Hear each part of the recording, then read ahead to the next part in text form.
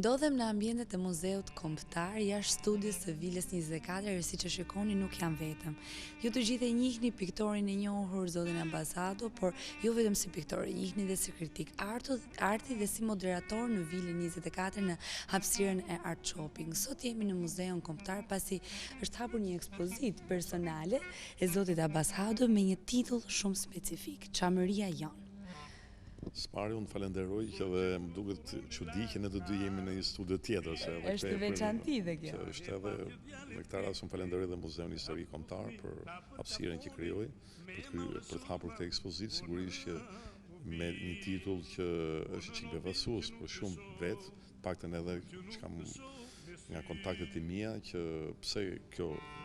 Pse Çamëria jonë, lidhja jote me Çamërinë dhe sigurisht që ajo ka të bëjë me atë që unë jam rritur dhe nga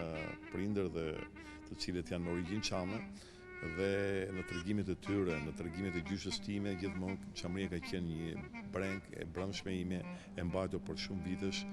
e trashëguar kjo dhimbje nga prindët e mi tek mua. Dhe duke arritur një moment kur pjekuria artistike arrin kulmin dhe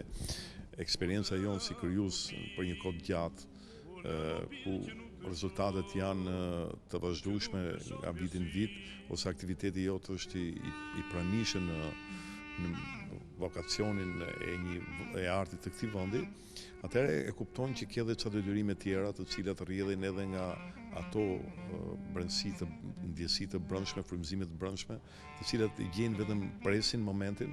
dhe me drejt një miku im piktor dhe artist i njohur, kur i thash unë këto i kam bërë për 4 muaj, tha sigurisht që realizon për 4 muaj, por mbarsja e ideve, mbarsja e atyre emocioneve dhe ndjesive është më e madhe, është më e gjatë, është pothuajse gjithë jeta ime. Angazhimi vjen sigurisht kur ti e kupton që vërtet ti ke i zotëron mjetet e duhura për të bërë një gjë të duhur në kohën e duhur. Zotë Abbas, është dita e dytë që është e hapur kjo ekspozitë, në fakt do jenë dhe disa ditë të tjera, do të qëndroj për disa ditë e hapur. Si ka qenë deri më tani impakti i të gjithë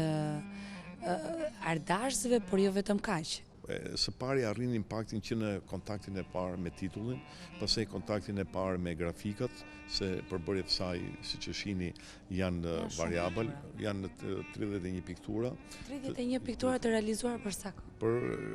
Përveç njerëz që është një që ka të bëjë me emigracionin kosovar, që e vura si një paralelizëm i asaj çka hequr populli shqiptar, të tjerat janë pothuajse të gjitha të bëra vitet e fundit, domethënë këto muajt e fundit,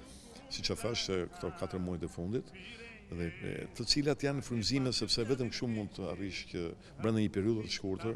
atë mbretësi që ke, atë frymëzim, atë që është mbajt i ndryllur, i mbyllur brenda, pastaj në një moment shpërthen dhe nuk ndalon, dhe kjo më ka ndodhur vazhdimisht. Unë edhe kur kam bërë një ekspozitë për Kosovën, ka qenë një periudhë shumë e shkurtër që më realizova pothuajse gjithë ekspozitën. Por ajo çfarë pikaset që në momentin e parë duket sikur me të vënë këmbë në këtë ekspozitë, jo vetëm peizazhet, por dhe teknikat që ju keni përdorur, kanë notat e adetarizmit, atë çfarë ti ke dashur të bësh. Sigurisht që një artist i angazhuar, sigurisht patriotizmin e ka në thelbin e vet, sigurisht kjo ekspozitë e tenton në mënyrë të drejtë për drejtë, nuk e jep këtë, sigurisht arti e jep këtë në mënyra të nënshkruara, të thëna nëpërmjet veprës, por këtu është një tendencë e drejtë për drejtë për treguar një qëndrim tëndin, një qëndrim jo vetëm patriotik, por edhe një qëndrim për atë çka ka ndodhur në historinë e këtij komuniteti. Dhe praktikisht duke realizuar në teknikën e grafikës, kjo e jep shumë më fort, shumë më drejt për drejt, sepse mendoj që grafika duke pasur disa elemente dhe një lloj grafike e atërnuar me vizatimin, me ngjyrën, me pak ngjyrë, me flamastrin, me këto, jo vetëm që e bën më moderne, por e bën edhe më të drejt për drejt edhe më të fortë. Edhe them këtë që, domethënë në grafikë përpiqesh është më e fortë emocioni, sepse ti ke shumë mbresa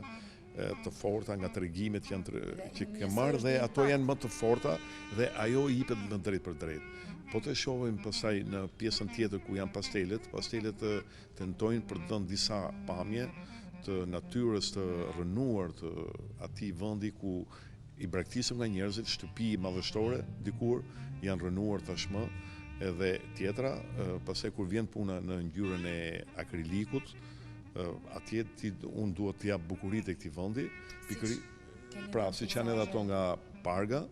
nga Vola, nga Parga dhe nga disa vende tjera, Igumenica, pra janë për treguar bukurinë e atij vendi, sepse në fund fare i gjithë ky gjenocid, e gjithë kjo nisje e një historie kalvarit të kësaj popullsie ka ndodhur pikërisht vetëm për t'i marrë ato territore të cilat për t'i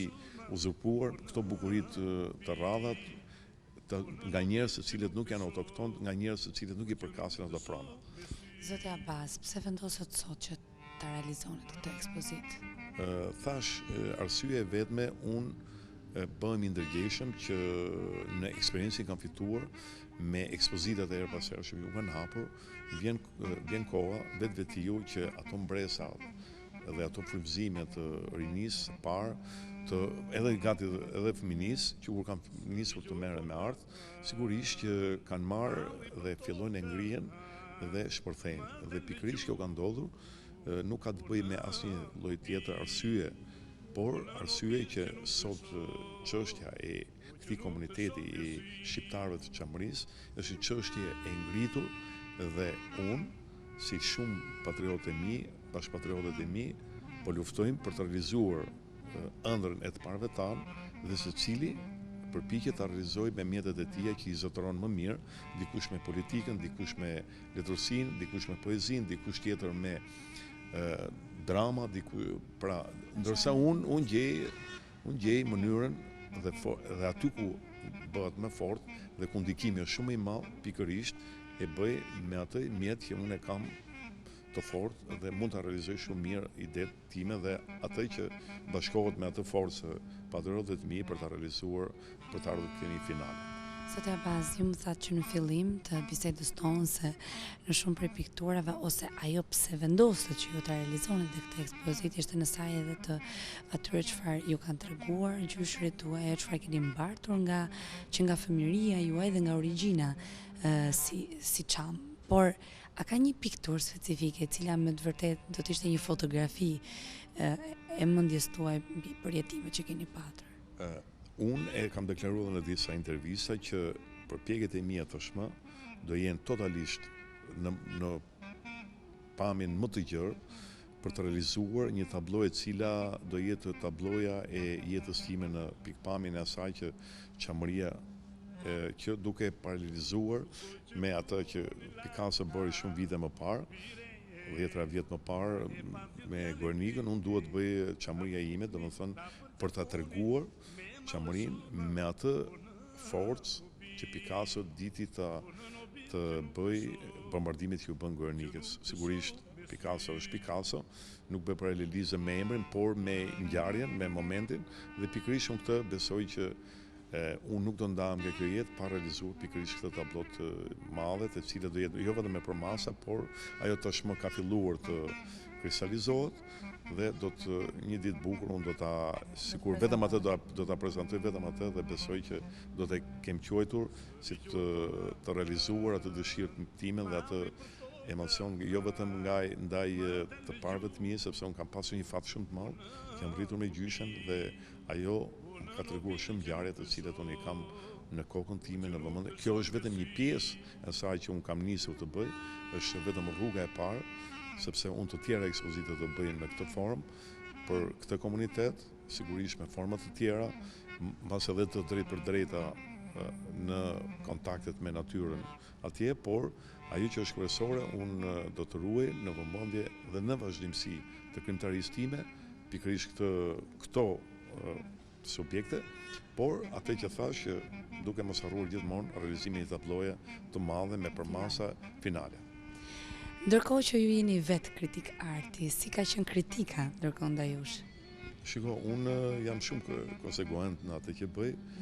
unë i mendoj shumë mirë gjërat kur i bëj, sepse duke qenë profesionist është shumë, vjen një eksperiencë e cila të frenon ty të bësh hapin e gabuar. Pra, hapi jonë tashmë shumë i matur, por ajo gjithmonë duke pasur parasysh që